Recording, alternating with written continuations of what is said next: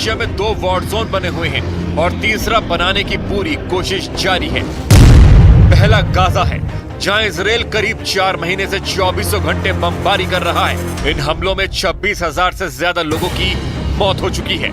इनमें बच्चे और महिलाओं की तादाद आधी से भी ज्यादा है। अब तक करीब 64,000 लोग घायल हैं।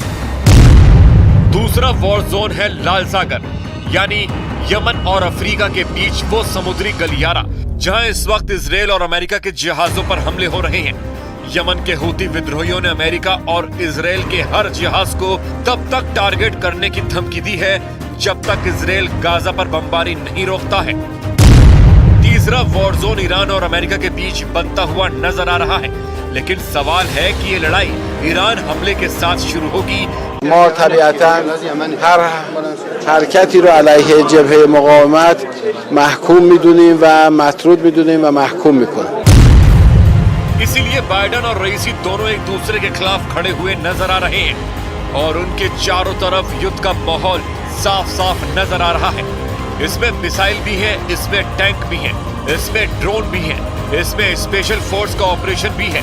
बाइडेन इस वक्त अपने तरकश में हर वो हथियार देखना चाहते हैं जो उन्हें इजराइल के खिलाफ ऐसा युद्ध लड़ने की ताकत दे जिससे अमेरिका और खाड़ी में उसके दोस्तों को भी कम से कम नुकसान हो। I don't think we need a wider war in the Middle East. That's not what I'm looking for.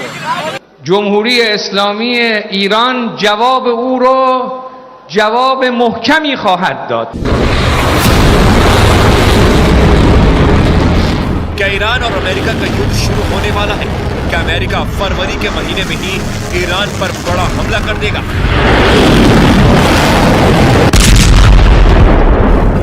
सवाल है कि रूस क्या करेगा, इजराइल क्या करेगा, नाटो का रुख क्या होगा?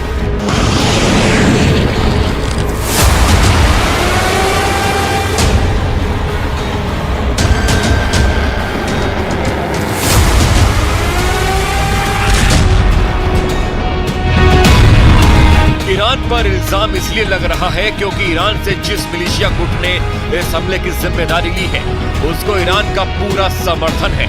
ईरान की ड्रोन पावर, उसकी मिसाइल पावर, ये सभी न सिर्फ हूती और हिजबुल्लाह तक पहुंची हुई है बल्कि इराक के मिलिशिया को भी ईरान से पूरी सपोर्ट मिलती है। पूरे पश्चिम एशिया में यही बात ईरान की सबसे बड़ी ताकत है।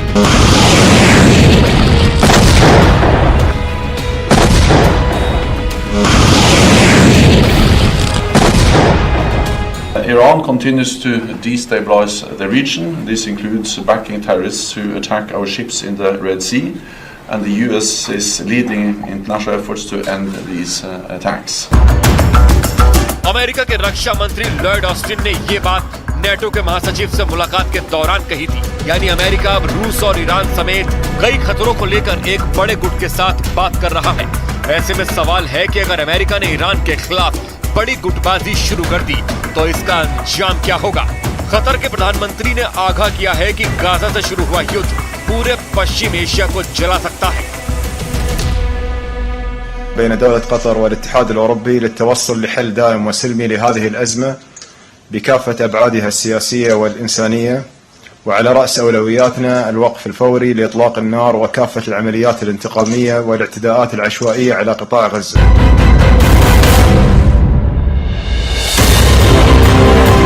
गाजा में इजराइल की बमबारी के बाद चिंगारी लेबनान पहुंच सकती है।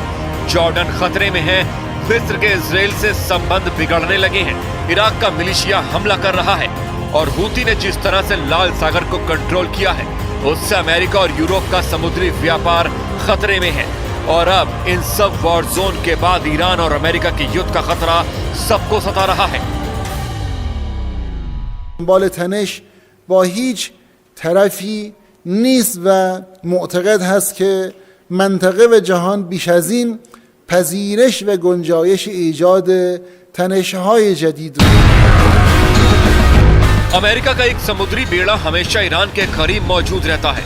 उसकी परमाणु पनडुब्बियां भी ईरान के आसपास घूमती रहती हैं। इन सब के बीच अमेरिका के बेस पर जो हमला हुआ है, एक तरह से अमेरिका और ईरान के बीच तनाव का नया अध्याय शुरू हो चुका है।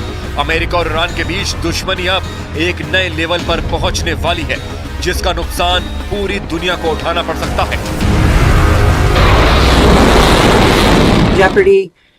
So really, we don't know when Israel is going to eventually halt the conflict in Gaza. But I think until we see that, we are in a moment of true